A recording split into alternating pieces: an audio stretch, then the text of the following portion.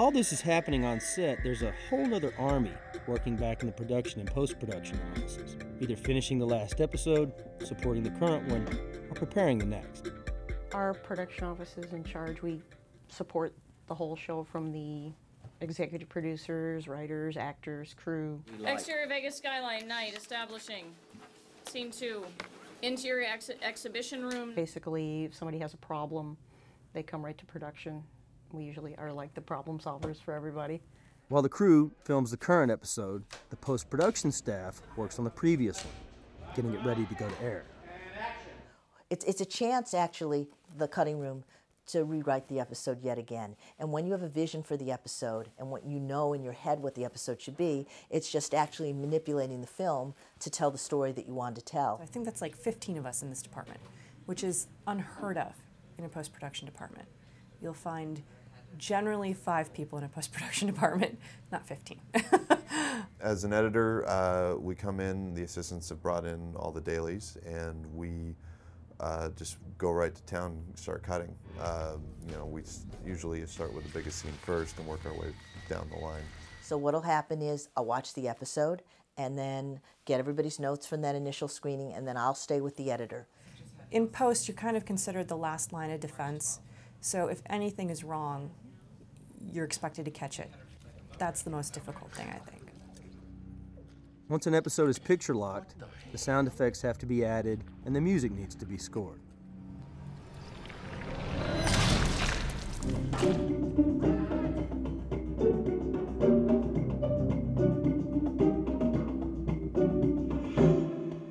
I have a sheet of all the starts of music for that show, and let's say generally the music's got somewhere between 20 minutes and 28 minutes of music, so I have to plot out my week based on how much music I have to produce for that show.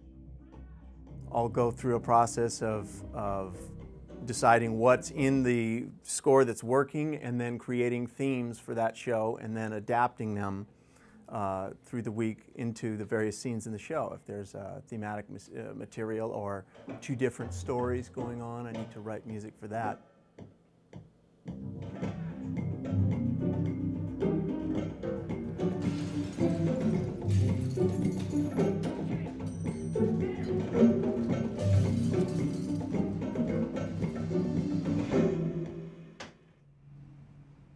Nice work. And of course, someone has to be working on the all-important CSI shot. Take a look.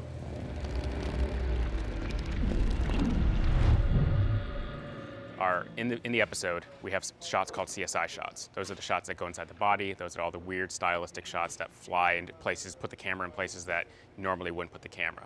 And basically the CSI shot is meant to educate the audience. It's meant to keep the audience on the same page as our investigators. That was the first time I had ever seen that kind of hybrid of prop and computer animation brought into the bodies. And that was something that Anthony Zeiker wrote on the page for the pilot. One of the first days of shooting was the actual shot where the bullet goes through the actual cavity and comes back out. We call it the meat shot. Damn.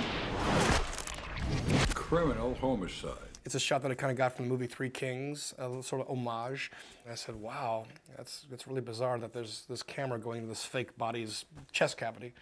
But ultimately, it would become really the staple of what CSI is all about. So why we do this is if we want to make one shot go from a bullet coming through your chest, going through your body, coming out your back, we'll shoot it in 3 different pieces on the motion control.